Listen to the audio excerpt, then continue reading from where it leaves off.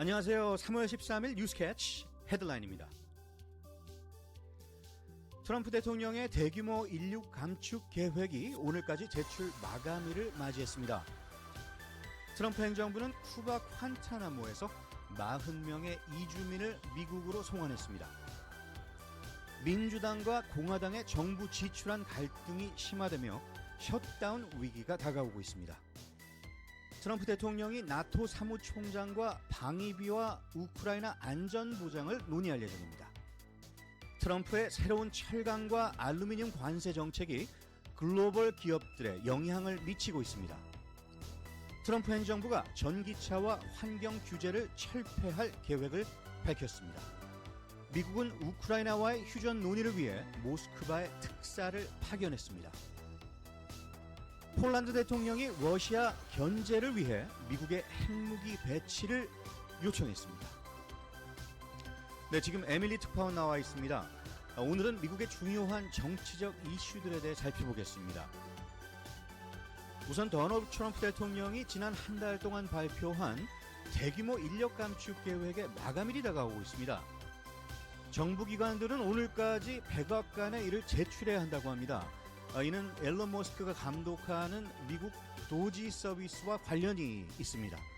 또한 트럼프 대통령은 오늘 나토 사무총장인 마르크 리트를 백악관에서 만날 예정입니다. 맞습니다. 네, 저는 워싱턴 DC 백악관 앞에 나와 있습니다. 이번 대규모 감축 계획은 트럼프 대통령이 정부를 축소하려는 노력의 일환인데요. 정치적 분위기 역시 한층 더 긴박해지고 있습니다. 한편 미 의회에서는 정부 셧다운 위기가 다가오고 있습니다. 민주당은 이번 주 초 공화당이 통과시킨 정부 지출안을 거부하고 다른 방안을 추진하고 있는데 이를 놓고 양당 간의 갈등이 깊어지고 있습니다. 네, 맞습니다. 트럼프 대통령은 오늘 공공보건 이슈와 관련해서도 중요한 회의를 가질 거라고 하는데요. CDC 수장으로 지명된 인물이 목요일에 상원 청문회에 출석해서 최근 확산 중인 홍역과 백신 정책 등을 어떻게 다룰지에 대해 질문을 받을 예정인데요. 이 문제가 많은 사람들의 관심을 끌고 있다고 들었습니다. 네, 맞습니다. 트럼프 대통령은 또한 민족 차별적 성향을 지닌 정책을 지속적으로 추진하고 있습니다. 오늘은 미국에서 중요한 국가자산인 국립인문학기구의 의장이 교체된 사실이 전해졌습니다. 이는 트럼프 행정부가 계속해서 자신의 행정 구성을 재조정하려는 움직임으로 볼 수 있습니다. 네, 또 트럼프 대통령은 쿠바의 콴타나모에 수용 중이던 모든 이주민들을 미국으로 송환했는데 이에 대한 국제적 반응도 주목받고 있습니다. 미국으로 돌아온 이들은 현재 루이지아나에 있는 이민 세관 시설로 이동한 상태라고 하죠. 네, 트럼프 행정부는 쿠바 관타나모 기지에 수용 중이던 40명의 이주민을 미국으로 송환했으며 이들은 현재 루이지애나에서 처리 절차를 밟고 있습니다. 지금까지 백악관에서 에밀리 특파원이었습니다. 네, 오늘 에밀리 특파원 수고 많으셨습니다. 네, 다음 소식입니다. 트럼프 대통령이 12개월 내 에너지 전기요금 절반 인하를 약속했지만 지지자들의 실망감이 커지고 있습니다. 경제 전망이 불투명한 가운데 주식시장은 폭락하고 생필품 가격은 여전히 높아 그의 인기도 하락세입니다. 트럼프와 동맹들은 제조업 부흥과 관세 정책을 내세우며 국민들에게 인내를 요청하고 있지만 여론은 싸늘합니다. 최근 조사에 따르면 미국인의 절반 이상이 그의 경제 정책에 반대하며 공화당원들조차 물가 상승을 우려하는 등 트럼프 행정부의 경고 신호가 감지되고 있습니다. 뉴욕 증시는 혼조세를 보였지만 기술주들이 반등했습니다. 2월 소비자 물가지수 CPI가 예상보다 낮게 나와 스태그플레이션 우려가 완화되면서 기술주들의 저가 매수세가 유입됐습니다.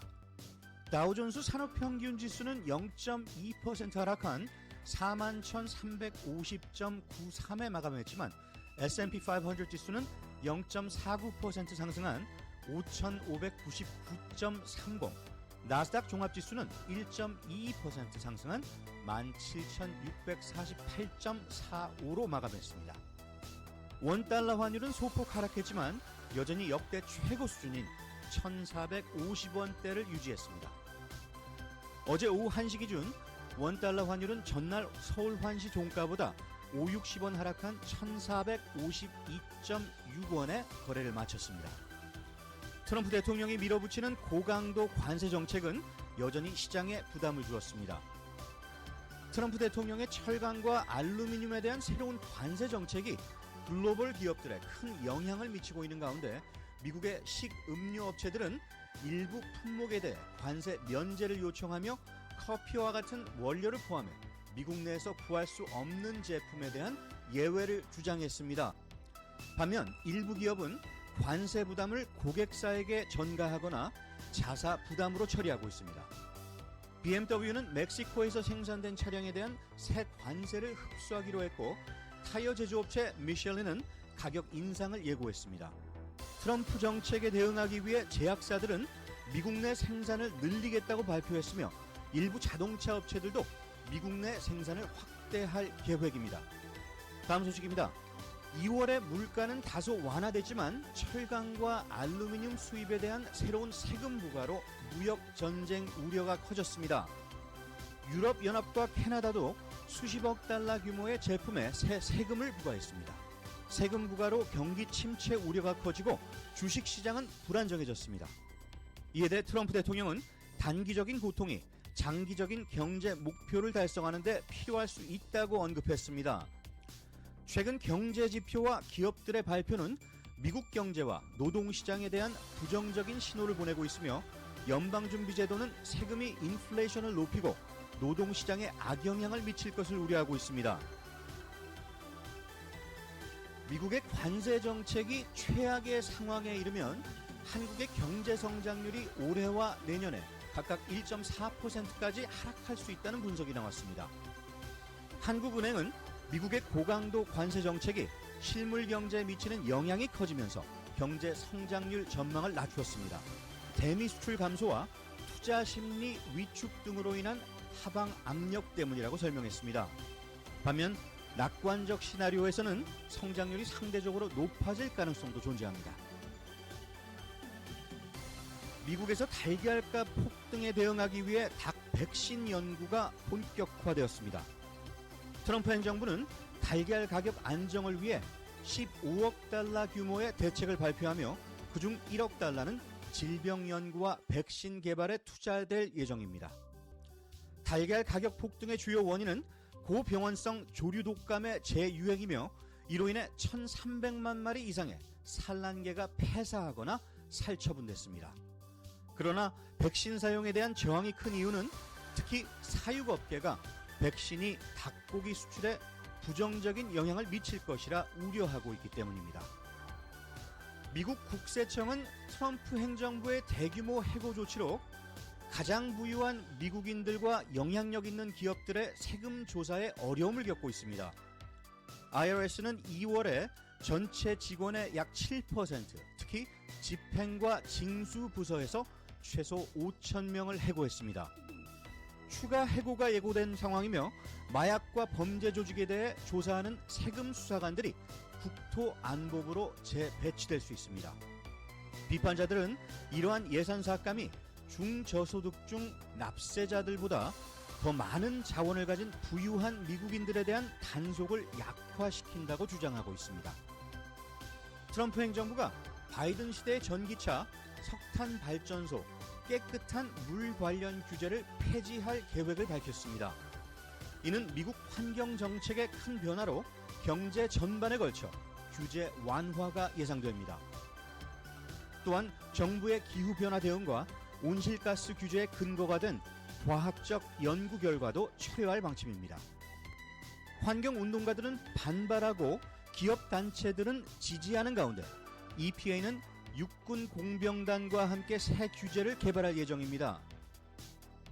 한편 2023년 대법원 판결로 청정수법 집행이 제한되며 토지 소유자와 건설업자들이 혼란을 겪고 있습니다. 다음 소식입니다. 상원 민주당이 공화당의 정부자금 지원 법안을 거부할 준비를 하면서 며칠 내 합의가 이루어지지 않으면 셧다운 가능성이 커지고 있습니다. 민주당은 정부 운영을 4월 11일까지 연장하는 결의안을 요구하지만 공화당이 단독으로 법안을 추진해 상원 통과에 필요한 지지를 얻지 못하는 상황입니다. 민주당은 수정안 표결을 허용하는 방식으로 공화당과 협상할 가능성을 열어두고 있으며 하원에서는 일부 민주당원의 지지를 받아 법안이 통과된 상태입니다. 미국 사회보장국 SSA는 전화 서비스 중단 계획을 철회했지만 전화로 입금 계좌 정보를 변경하는 기능은 중단됩니다. 도지는 사기 방지를 이유로 SSA 예산을 삭감하려 했으며 머스크는 150세 이상 고령자에게 부당 지급이 이루어진다고 주장했습니다.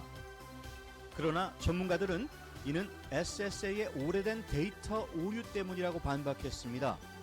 도지의 개혁이 SSA 운영을 혼란스럽게 하고 정부 기능을 약화시킬 수 있다는 우려가 제기되고 있습니다. 워싱턴 DC 연방판사는 트럼프 행정부가 법률회사 퍼킨스 코이에 부과한 제재를 일시 중단하도록 명령했습니다.